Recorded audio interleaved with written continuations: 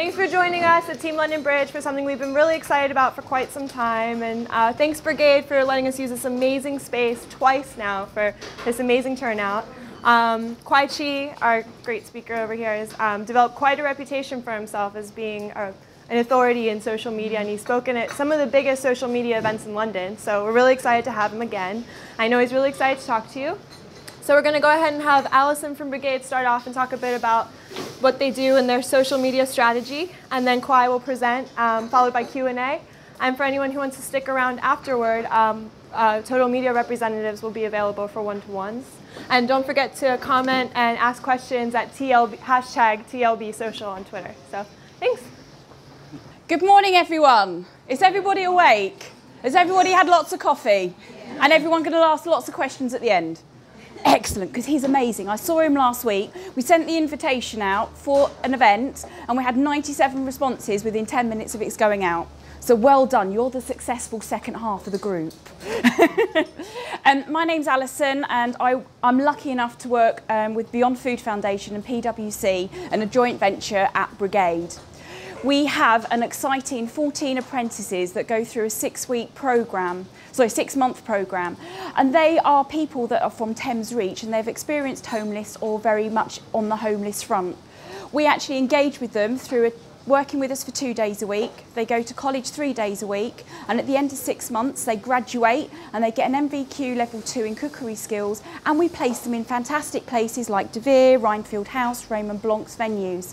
So that's a reason for coming to eat at Brigade, because we are a social enterprise initiative. So money we raise here goes back into charity fund and actually distills within the Beyond Food Foundation and goes out towards people that are less advantaged than ourselves. So, show of hands, who's actually eaten at Brigade?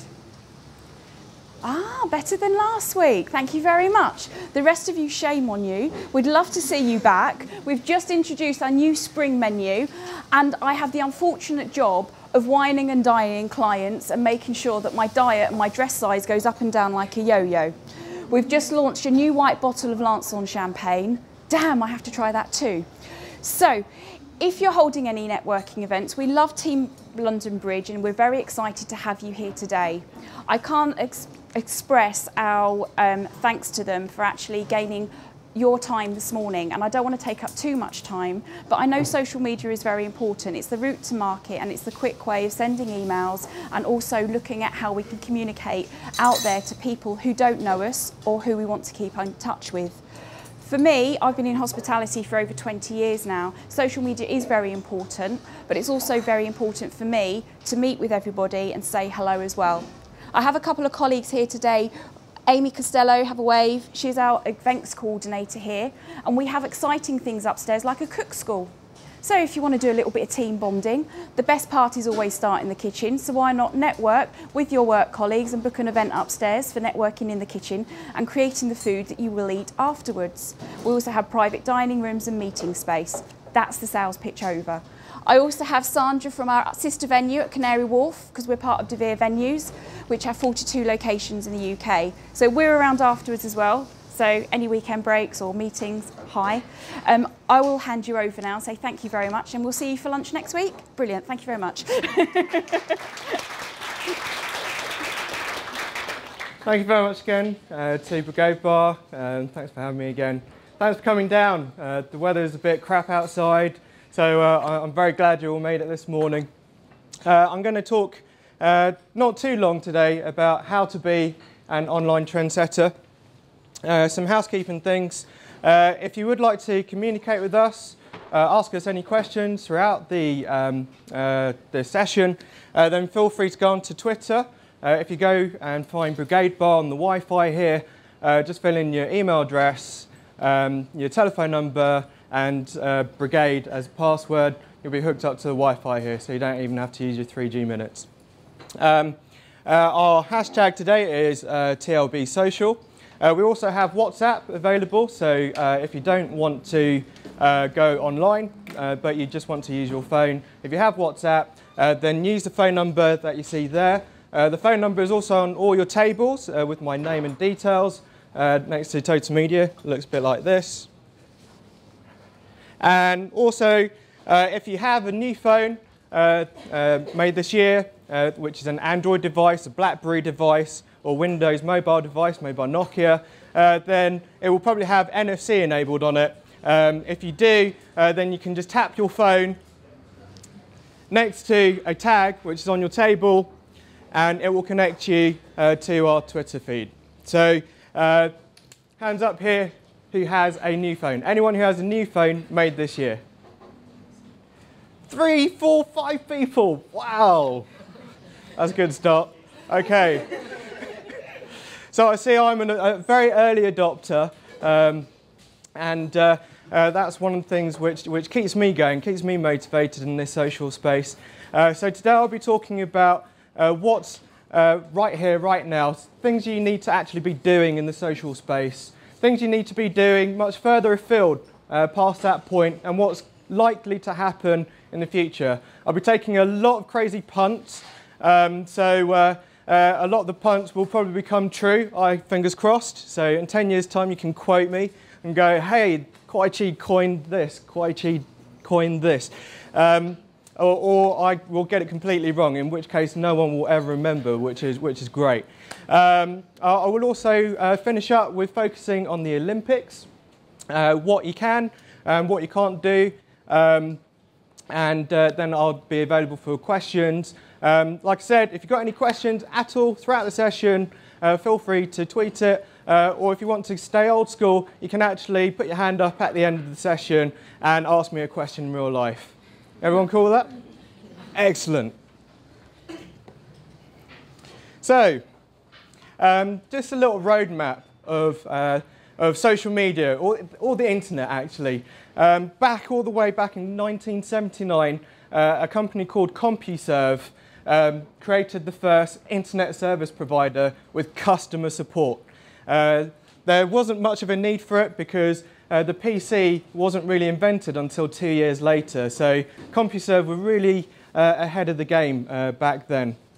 Something that you may have heard of called Firefox, a web browser today, originally started all the way back in 1981, the year I was born, in a thing called Mosaic over there. So they made Mosaic. It was the first web browser with a graphical interface.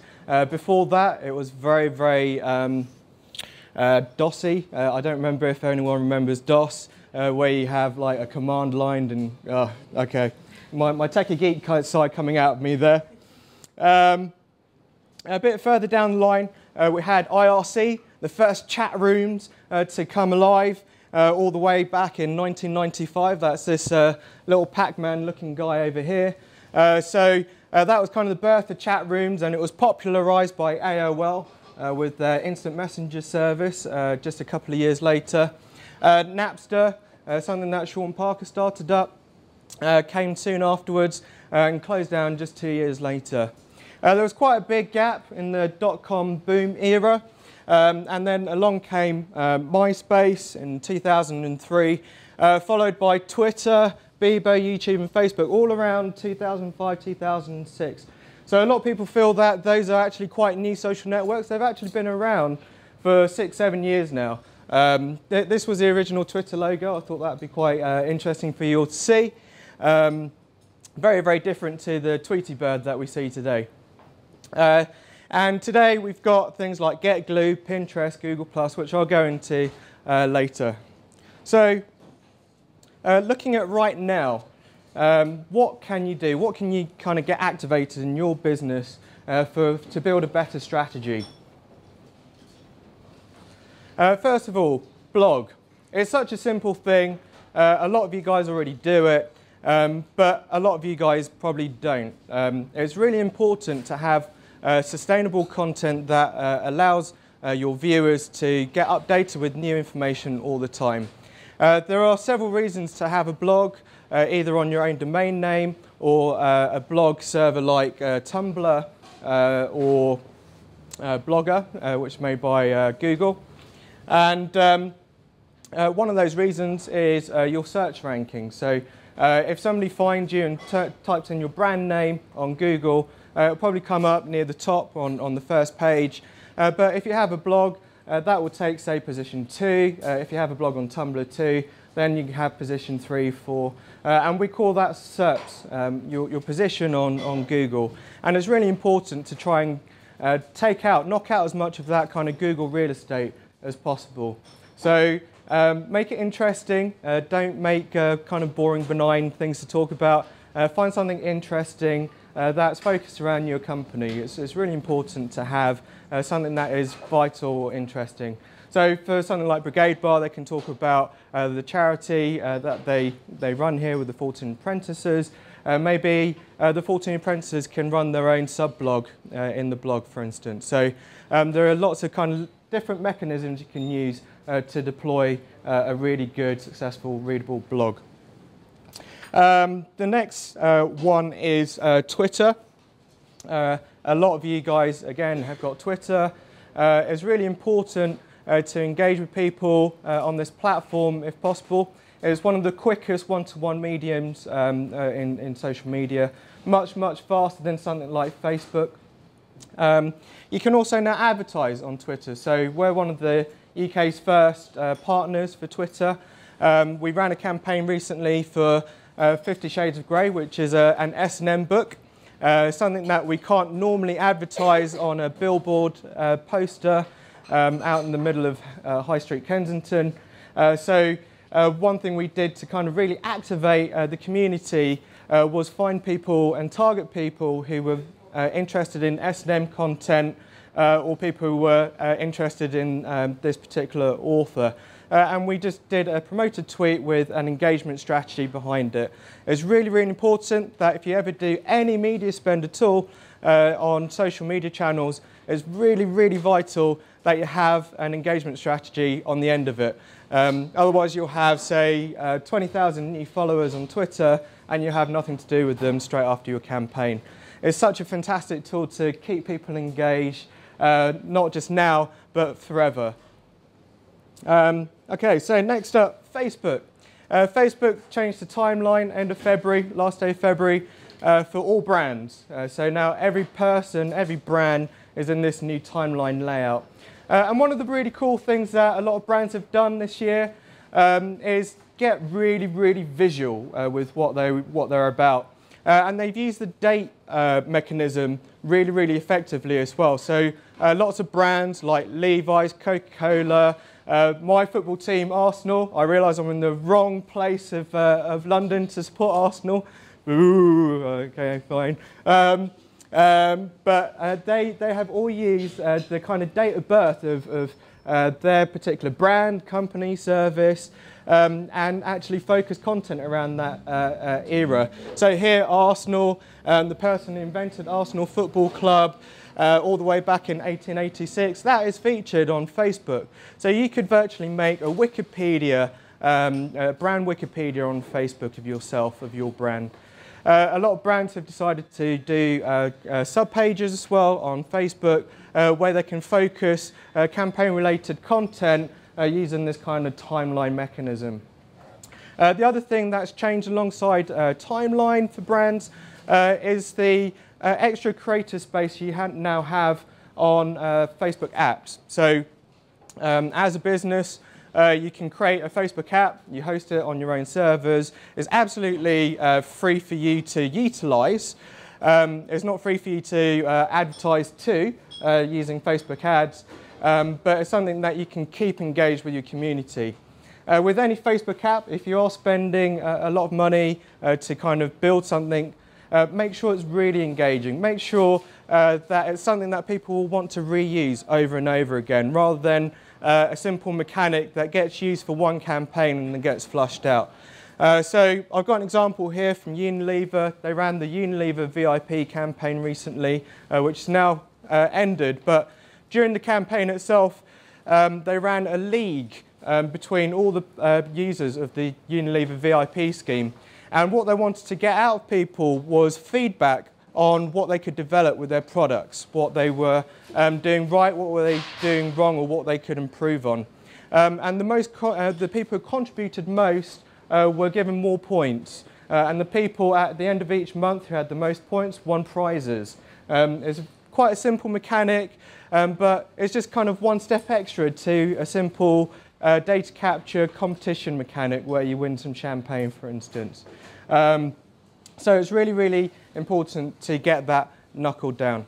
The next one, a lot of people kind of been asking me, should I get on Google+? Well, I say yes, absolutely. For the same reason as your blog, for instance, reason why you would have a blog to reserve a position on Google. Google+ effectively does the same thing. Google+ gives a preference to brands who use Google+. And it's also really important to actually reserve your name so that a competitor or someone else doesn't take it first. That's the same for any new social media network. So if you see anything new on the market, make sure you go and block out the name for your brand or your company, and even yourself. Annoyingly, all the way back in 2003, when I first went onto MySpace, I found that there was another Kwai Chi already on MySpace. I was like, oh, I can't have myspace.com/Kwai Chi. This is so annoying. So it's really important that if you don't want to be Kwai Chi 1 or Kwai Chi 2, that you actually reserve that name beforehand. It's really, really important. So Google+, the other reason why it's really important to get onto this platform is because they're starting to integrate a lot more things into Google+, into this platform. So things like the photo sharing site, Picasa in the past, used to be a standalone site, used to be a standalone service. Now if you go to Picasa.com, it's been completely integrated into Google+, into the photo section here on the left. So it's really, really vital that you get onto that. There are extra additional features that you won't find on any other social media network as well. If you want to have a focus group, a small focus group, say of 9–10 people, then you can run a video hangout with those particular people. You can create a bespoke circle using the Google Circle mechanism, and you can talk to a very small focus group and get direct feedback in real time about what you can do for your particular brand, and get direct feedback. There are other assets to take hold of as well, which a lot of brands don't use. That is things like your profile image and the header banner. The header banner's changed now, so as well as just being able to have 5 separate images, you can also have a really long positive image. So do take a look around, check out Google+. It is a very, very nice kind of user interface. And it's something that I foresee something like YouTube getting pulled into automatically in the future. There already is a placeholder here for videos. Currently, if you try to go to that and upload a video, it doesn't give you many options to do so. So I see that as a natural move for Google next to push its top social media network outside of Google+ into the Google+ ecosphere. It's really important for future pay-per-click adverts as well. If you do any Google ads, a lot of the ads, the featured ads in the future, will take you directly to a Google+ page. And you'll be incentivized to do that as well. There's going to be things like video adverts on PPC and feature-rich, content-led PPC ads on Google. So it's really important that you get onto Google+ now, reserve your name, and also start using it so you know what the pros and cons are of that particular platform. Next up, if you are location-based, then it's really important to get all your info correct. So one of my favourite restaurants in the world, it's gone downhill this year. They just released the 50 top restaurants in the world, and Fat Duck went from something like number 2 or 3 to 13, but it's still a big favourite of mine. And one thing they do really well is make sure that they get their opening hours, the kind of food, the description, the location correct everywhere. So whether it's a Zagat or a TripAdvisor or a Google Places, they have their information tidied up everywhere. So it's quite formalised, it's always up to date, and it's always correct. You know how to book a ticket, or not a ticket, a seat, and you know the mechanism for getting there, or how to find them. And it's really important you do that because you'll find that Google actually aggregates a lot of this data from different places. And if you have different information in different places, it can't aggregate that data properly. So to give you an example, if you look at the Google reviews, it does collate and aggregate all the data from around the internet. So it pulls data from Zagat.com, a food review site that Google actually owns and runs, TripAdvisor, and Urban Spoon. They do aggregate all the other food services as well, but these three are the three big ones at the moment. A lot of you probably will never heard of Urban Spoon. They're very American, but a lot of you will have heard of Zagat and definitely probably TripAdvisor. So it's really important that you engage on those particular channels if you have a relevant kind of service. If you don't, then it's good to find out what those relevant networks are for your service. It's not just about having the correct details on Google Plus and Facebook and Twitter. You have to extend that network out to what's right for your business and what's relevant. It's also really important never to piss off your customers. If you have a restaurant like this, it's really, really important to have an outstanding service and outstanding food for every single customer. Otherwise you get bad feedback like this. So even Fat Duck has bad feedback. And one of the reasons for that bad feedback these days is the immediacy of being able to give poor feedback directly to a restaurant now that we are completely mobile. So most of you have smartphones I can see around, lots of iPhones, a few Android devices, and it's really important that if you're an Android user, you can go to Google Places, you can check out what's near you, what the best restaurants are, what the best pubs and clubs are. If you're on an iPhone, you can just log into your TripAdvisor app and you can see again what's good around exactly where you are right now. And when you're at that venue, you can give immediate feedback as to how your experience was. You no longer have to wait till you get home and go, oh, I can't be bothered to leave a review. You can do it right there and then. So it's really, really important to make sure that the core values of your own business are sorted as well as kind of sorting out a really good social media campaign. Now, going on to a good social media campaign, Nike in Copenhagen wanted to show off the fact that you could customize your shoes using Nike ID, a new feature in Copenhagen at the time. And one thing they did was to activate the Facebook community by allowing people to pick colours for different portions of the shoe.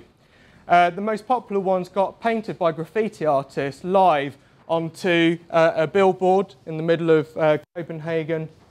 And once the shoe was complete on the billboard, it went back onto Facebook and allowed the Facebook fans to actually go and purchase that shoe that they had crowdsourced and built together.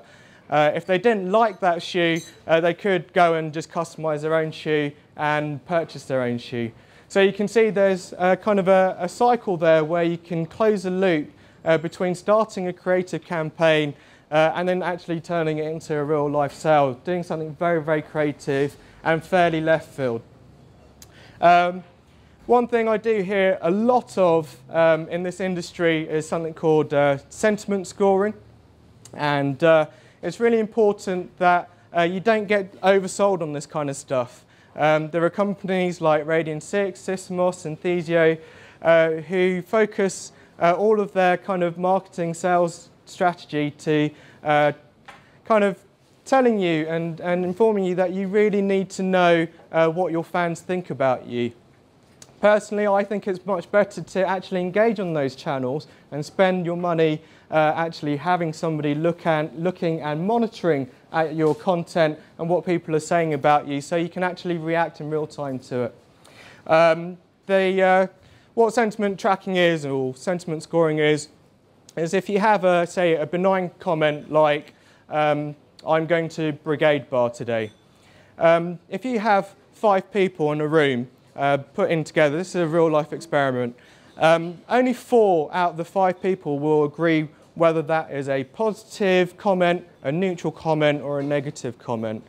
So these things try to do it automatically. They have algorithms where they try to explain how positive, or how negative a comment is.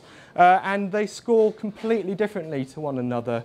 And what you'll find with most brands, especially brands with low conversation, when I say low, you're talking up to the hundreds and thousands of conversations per month, then this kind of sentiment scoring won't really change month on month unless you have a very, very controversial brand.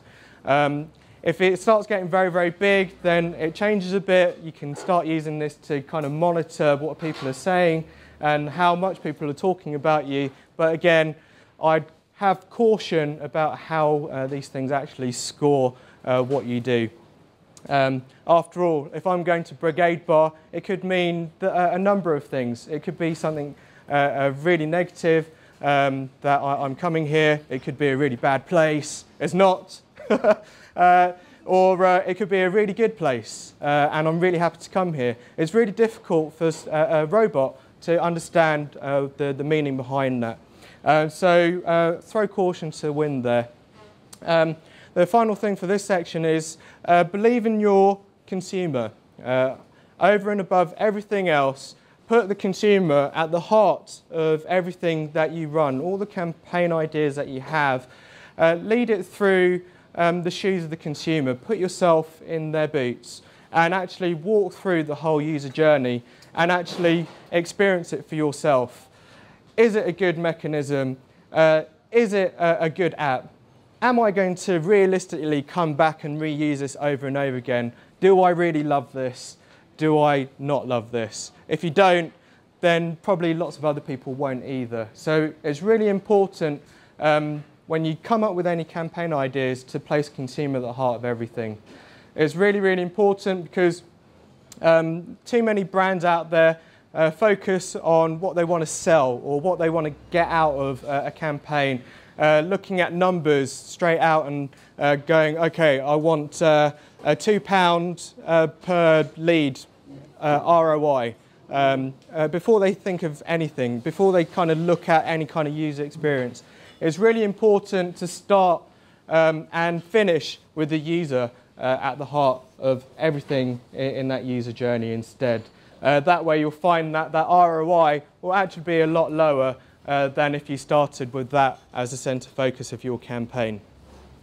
So looking to the future, this is Kwai Chi punt time. So there's a lot that's going to be happening in the future, and something that's happened very recently is that Facebook bought out Instagram. Hands up who's got Instagram and used it here.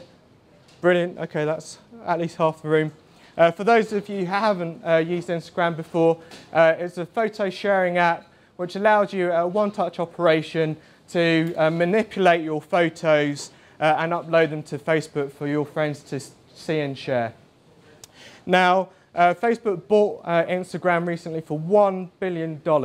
That's a huge, huge amount of money for an application that runs on an iPhone or an Android device.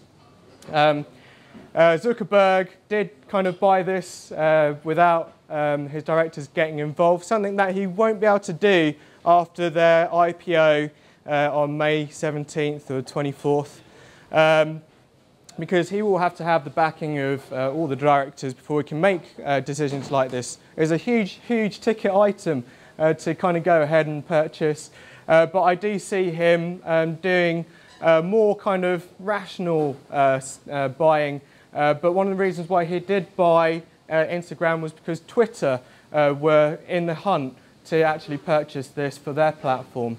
And you'll see a lot more of that for the next 12 to 36 months, where a lot of the main platforms, Google+, Facebook and Twitter, will be vying for apps like Vidi, an app which is very much like Instagram, but for video content. So this is a natural fit as an extension to something like Instagram for Facebook. It's also a natural progression for people like YouTube for Google. So you can see there's going to be a real tussle in the future for who buys what and who gets first dibs. So the future is really, really interesting in this kind of space at the moment. The Spotify recently did a deal with Coca-Cola. So Spotify will be running all of Coca-Cola's future music services. And again, Spotify have a very, very close relationship with Facebook. Sean Parker, who is a major backer of Spotify, was the first president at Facebook. So he was in early doors. They have a lot of integration between the platforms. And what this means for you, as well as kind of looking at very audio-led content on Facebook and on Instagram and video and YouTube, you'll also be able to advertise. You'll find more opportunities to advertise on audio methods as well. So originally you were thinking about engaging with consumers through copy-style content, things you write down on Twitter, on your Facebook wall. But now everything is very much shifting towards visual aids and audio mediums too. One thing to bear in mind is that if Facebook do buy Spotify, would you want to be associated with a brand like Coca-Cola, a brand that can sometimes be controversial, if it's playing an advert every other song, with you kind of interjecting in between? It's something to consider from a kind of a brand overview, and it's something to kind of assess if you're running any kind of non-visual, non-copy campaign. Do you want to use something like Spotify, or are you going to choose another platform like Audioboo, or are you going to start selling your podcasts or putting your content on things like iTunes? So it's a really, really tough one to kind of gauge at the moment, but do start thinking about these kind of tertiary style social networks. Google, I talked about what they were doing a bit earlier. They already own Zagat. These are purchases that they've done over the last 8 months or so. They bought Katango, which automatically circles your friends. It automatically groups all your friends into natural groups. Something that was originally designed just for Facebook, but Google bought them, so they'll be integrating that into Google Plus very soon. They bought Motorola, a huge, huge purchase. A ticket into the patent wars, ideal for their Android platform. So there are natural patterns here to kind of really promote and push their mobile side of things and their social network side of things. As well as that, on the right-hand side, that's all the kind of production side. On the left-hand side of this chart, things like RightsFlow, TXV, CleverSense are analytical and monetization platforms, which will then start to sit on their mobile platforms like Android, and also advertising on iPhone and Windows Mobile. So if you do a search in future, you'll be running yourself actually through one of these platforms. So as well as kind of looking at the content and creative side of things, Google have also looked at how to actually make money out of it at the same time. So they've been key with that in all their kind of purchasing decisions over the last 8 or 9 months, and something that's likely to go forward. Next up is something called dual screening. Who here watched The Apprentice last night? Okay. Out of all of you guys who just put your hand up, how many of you tweeted while The Apprentice was up? Okay, so again, I'm an early adopter. But it's something that is becoming more mainstream. A lot more people are tweeting and engaging with programs while they're airing. So things like Question Time or The Only Way is Essex, they have hashtags that come up allowing you to chat and talk to other random people who are watching the same program at the same time about the program that you're watching. So Sky have come out with an application which is being advertised very, very heavily at the moment, although no one really knows what it does. It's basically an aggregator of things that come through on Twitter and Facebook of content that's to do with that particular show or program. So you have a TV guide that's live and what's coming up, and you can click on the channel that you want to engage with, and it will give you a live feed with all the appropriate hashtags so that you can just directly type in on this particular platform to engage with other people. This is something that's becoming more commonplace, and it brings back the importance of watching something which is aired first time rather than watching it on demand later on. So it's a really strong connection between social media and TV programming. And something that Coca-Cola did earlier on in the year in February for the Super Bowl was one to take a very expensive Super Bowl halftime slot. It's the most expensive ad space on the planet. And they wanted to extend that 30-second slot into something that would keep their users engaged. So they closed the user journey with social media. And what they did was create an application and a mobile site on all platforms, iPad, iPhone, Android devices, which allowed you to be supported alongside with polar bears and penguins. So there were two main polar bears, the two antagonists of the story, and each one of them supported one of the American football teams that were playing in the finals of the Super Bowl. And when one of the teams scored, the polar bear would come up and start cheering, a penguin would start running along and cheering too. At the beginning of the whole Super Bowl, when the national anthem was playing, they stood up and put their arm across their chest and were singing alongside with a penguin, quite random. But it's something that is becoming increasingly important when you're running any kind of advertising in this space. If you want to continue a more efficient kind of spend with your TV campaign or your TV advertising, then social media is a great way to go. And there's so many different kind of avenues you can go down in this kind of space. Another big one that came out in February, well, it came out before February. It's been around for a couple of years now. But it's only kind of really taken off since the beginning of the year, is something called Pinterest, which is a virtual pin board of things you like around the internet. So you install this Pinterest button on your toolbar, on your browser, and when you see something you like, any kind of content you like anywhere on the internet, you click your Pinterest button, it captures the image that you see there and then and pulls it into your virtual pin board. Other people that can then view your pin board and then take the content from your pin board and repin it onto their channels on Pinterest. So that's kind of how the mechanism works. It's quite a straightforward mechanism. If I search for something like London Bridge, you can see that there are loads and loads of content. This is just a small portion of London Bridge photos. But all of these types of content, even though people don't know these people, they will repin this kind of content on their own channels. So the top one here has got 52 repins, another one's got 27. And these are quite unrelated repins. So it's a really, really cool mechanism to kind of get your brand out there through, again, visualization and visual aids. If you have some really cool content, then why not get it up on Pinterest and encourage people to repin it on their walls and to be affiliated with your brand or your core values or your service. Another really cool one that's actually been around for about 3 or 4 years, but again it's just really, really taking off now, is something called Get Glue. This is really my profile picture. It's not some sort of superimposed image on PowerPoint. My CEO took that, so I had to use it.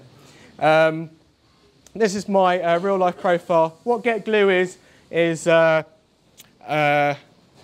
a fan page for every TV show out there, every movie that's getting released on the cinema or on DVD or Blu-ray disc, and every book that's been published. If you're reading a book, you can go and check in and tell other people that you're reading that book. And other people who are reading that book too can engage with you in a virtual chat room just about that book. If I'm going to watch The Avengers, I can check in and say I'm watching The Avengers, and I converse with other people who are watching it or just about to watch it or have just watched it. So you can talk about how great the experience was or how incredible the Incredible Hulk was. Again, early adopter, slightly geeky. Once you have checked in a lot of the brands have now reciprocated deals with GetGlue, which allow you to gain a virtual sticker for each of these check-ins, which look a bit like this. So I checked in when I watched the Grammys on Sky. When I first went to the cinema and checked in my first movie, I got one of these virtual stickers. But that's very, very geeky. What's maybe slightly less geeky, or some might argue is more geeky, is that once you have 20 of these virtual stickers, they actually send this through physically through the post to you. So I now have some Grammy stickers, I've got my Avengers stickers and my Captain America stickers. And I can stick them on my shoe boxes or just collect them on a ream. Something, again, which is really, really a good connection with the more youthful audience, or a slightly more early adopter audience, shall we say. Crowdsourcing is becoming a really, really big key thing. I talked about crowdsourcing with that Nike ID campaign earlier. But something that we did earlier on in the year, end of last year, was run a crowdsourced campaign for Total Greek yogurt, where we ran an ebook campaign. We got users of the Facebook page to contribute their own healthy yogurt recipes, and we collated that, published it on Kindle, and gave all the money to Action for Children. So it's a partnership that still exists for the two brands. And it's something that's been quite a nice kind of mechanism to engage the audience, the people who actively engage with Total Greek Yogurt or Action for Children daily. The book did really well. It got up to number 3 on the Kindle charts. And so, no plug, but it's all for charity. If you do see it on Kindle, then do download it. What's it called? The Total Greek Yogurt book? Healthy Eating. So just type in healthy eating on Amazon, download the book, it's only 99p. All the money goes to charity. Crowdsourcing wise though, something that's really, really kicking off now is crowdsource funding. A company called Pebble Watches were around in Silicon Valley, and at the moment all the investment in Silicon Valley is all centered around new social networks. It's surrounded about new apps, new software, new virtual goodies. They didn't want to invest in anything hardware. So what these guys did when they struggled to find $100,000 of investment was go on a site called Kickstarter, which looks a bit like this. And they offered incentives for people to invest in their company. So instead of actually owning shares for investing in the company, instead they would get watches in return, or a discount for a watch, or they would get several watches dependent on the amount of contribution to the company they made. Amazingly, in their first day, they raised over $1 million, and they wanted to run the campaign for 5 weeks. 3 weeks in, I just checked it yesterday, they have so far raised $8 million so far through crowdsourcing funding. So it's a really, really cool mechanism to kind of get started on this kind of stuff. If you have a charity or if you have something that you want to run as a standalone campaign to get investment for. So if you're a startup, this is a really good way to kind of get capital funding. There are UK equivalents where you can actually give away capital of your company, like Crowdcube, but there are also mechanisms like Kickstarter where you can incentivize people with products or services that you offer. Talking about smartwatches, this is the Pebble watch, by the way. It runs on electronic paper technology, so the face is always lit with the time, which is useful because it's a watch. But it also does other things. As you can imagine, it hooks up to your Android or iPhone device and you can download apps onto it to stay engaged on Twitter and Facebook. Something that is becoming increasingly more, at the moment I'd say early adopter-ish, but later on this kind of technology will become more mainstream. So something that is already out on the market is this watch here. It's the Sony smartwatch, second generation. They have actually had smartwatches in the past, but no one knew about them. Do feel free to play around with it. I'll just pass this round. It tells the time, first off, which is great. But once you swipe it, it's got things like my Twitter feed, my Facebook feed. It's got things like my Gmail. Don't read that, please. And it's all getting transmitted through Bluetooth from my Android phone in my pocket. I've checked it out. It's got range in this room, so you should all be able to see it. So I'll just pass this round. It's just a button on the side. You just press it, and then you just swipe across. So,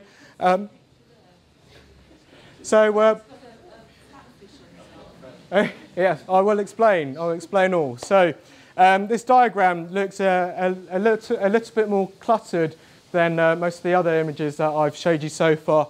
All the way back in 1997, Hong Kong, the land where I'm from, came out with something called the octopus card. Over here, they replicated that last decade with the Oyster card. But the difference in Hong Kong is that you can actually use it to pay for small ticket items. Something that Barclaycard have introduced through NFC technology. So I was talking earlier about these tags. Basically, there's a tiny, tiny chip inside this tag or stickers that are around your tables. Do have a look for them. Tiny little stickers with little kind of chips in them. And that's a technology that's embedded into your Oyster card. It's also embedded into new Barclaycard NFC stickers that stick and attach to the back of your mobile phone, which is quite cool. Okay, maybe it's just cool for me, but it's quite cool. A few years ago, Barclaycard did introduce the One Pulse credit card. It allowed you to swipe through as an Oyster card, your credit card, and also allowed you to pay for small ticket items, whether with Barclaycard machines in supermarkets and Pret a Manger and places like that. That kind of technology is increasing, so you'll find more places on the run-up to the Olympics, more of those kind of machines available in places like this, for instance. You'll be able to pay for anything up to the value of £20 with this kind of contactless technology without having to enter your PIN. So at the moment... Can I ask you a question? Was this the at the weekend there was something in the paper about scanners that people can buy and they can skim your card without you even knowing it, like just put it near your wallet or your handbag? Is this what they're skimming? Yes. So technology is great when it works, but otherwise you can lose a lot of money. Yes, it is true. However, this technology has been found so far to be unhackable. So even though you can copy the details, it has been found not to be able to identify what that actual data means. So the Oyster card's been around for a while now, so has the Octopus card, but that runs on a multi-processor variant technology on RFID. I've lost most of you here. But basically, it encrypts on the fly. It changes its security protocol as you keep going throughout the day. So at a certain time stamp of the day, it will give you a different code to another time of the day. So this kind of technology is secure-ish. Barclaycard, because it is a credit card, they still have to assure, as if it was a credit card, that it's safe to use. So if somebody does use it fraudulently, you can claim all your money back as if somebody nicked your credit card. So yes, people can skim data for it, but at the moment the technology is still fairly safe. Sorry to refer to newspapers, and something we still read those. I know you probably read everything on your pad there. Absolutely. I use Google Currents. It's a fantastic app. If you have a tablet, iPhone, Android device, download Google Currents. It's fantastic. You can read the Metro paper before it even gets published. If you have social networks, the watch is going around the room at the moment, but it has things like Twitter and Facebook, and this kind of stuff is downloadable through things like the Android Store or Google Play and iTunes.